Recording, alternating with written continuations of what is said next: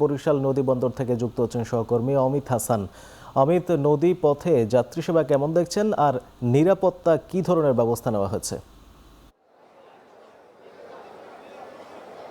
মোর্শেদ, একটু জানিয়ে রাখি, আজ ঈদের শেষ ছুটির দিনে কিন্তু যারা কর্মস্থলের যাওয়ার মানুষ রয়েছে কিংবা যাত্রী রয়েছেন তারা কিন্তু ছুটছেন এবং বরিশাল নদী বন্দরে আমরা বিকেল থেকেই কিন্তু সেই ভিড়টি লক্ষ্য করেছি এবং গতকালকের তুলনায় ভিড় কিছুটা কম হলেও আজকেও কিন্তু বরিশাল নদী বন্দরে বেশ ভিড় রয়েছে এবং বিআইডব্লিউটিএ কর্তৃপক্ষের সাথে আমরা কথা বলেছি। তারা নিরাপত্তার ব্যাপারে সর্বোচ্চ নজরদারি রেখেছেন এবং কিছুক্ষণ আগেও আমরা দেখেছি তারা তদারকি করছেন কোনো লঞ্চে যাতে অতিরিক্ত যাত্রী বোঝাই করে বরিশাল থেকে ছেড়ে না যায়। এবং এই মুহূর্তে যদি টার্মিনালের চিত্র আপনাদেরকে দেখাই তাহলে দেখবেন যে নদীবন্দরে এখনও বেশ যাত্রী রয়েছে, চাপ রয়েছে এবং সেই যাত্রী চাপ মেটানোর জন্যই কিন্তু বরিশাল নদীবন্দর থেকে আজকে 10টি লঞ্চ ছেড়ে যাবে ঢাকার উদ্দেশ্যে এবং এছাড়াও ঝালকাঠির একটি লঞ্চ বরিশাল ঘাট দিয়ে তারপরে কিন্তু সেটি ঢাকার উদ্দেশ্যে ছেড়ে যাবে বলে জানিয়েছে বিআইডব্লিউটিএ কর্তৃপক্ষ। এবং লঞ্চগুলোর চিত্র যদি বলি, লঞ্চগুলোতে কোনো কেবিন কিন্তু ফাঁকা নেই, শতভাগ কেবিন বুকিং হয়েছে বলে জানিয়েছে যারা লঞ্চ কর্তৃপক্ষ রয়েছে। এবং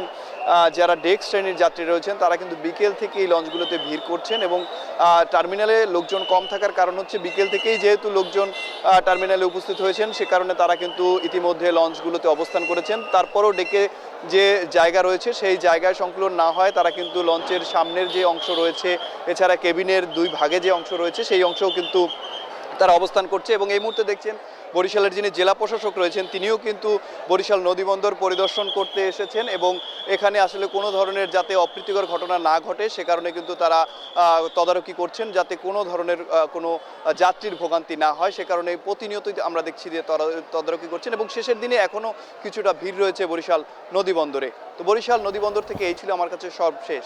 মোর্শেদ। বরিশাল থেকে কর্মস্থলে ফেরা মানুষের সরফরাজ জানাচ্ছিলেন সহকর্মী অমিত হাসান। এখন চারদিকে নিচ্ছে একটা বিরতি, ফিরছি একটু পর।